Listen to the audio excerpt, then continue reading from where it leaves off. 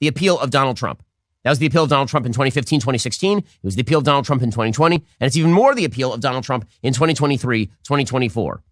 You don't get to tell us what to do is sort of the generalized mood with regard to President Trump. So the question is, where does that mood come from? Where does it come from?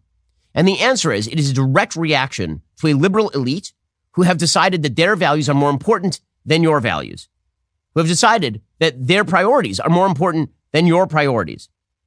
And frankly, it comes from a group of people who could theoretically be called values traders. Okay, so to understand what exactly is going on here, you sort of have to think of the framework of history, broad read. Okay, so Karl Marx famously says at the beginning of the Communist Manifesto, along with Engels, he says, the history of all hitherto existing society is the history of class struggle.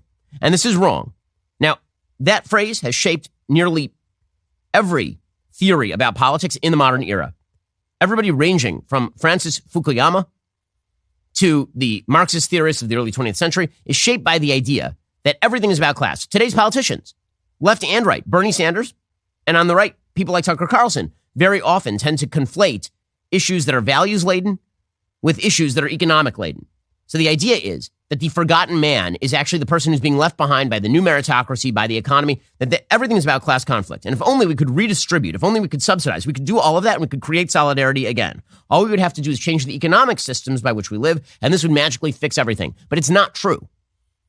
The history of existing society for all of human history has not actually been about class conflict. In fact, virtually no conflicts in the history of humanity have been fought purely over class. This is what World War I did to the Marxist idea. World War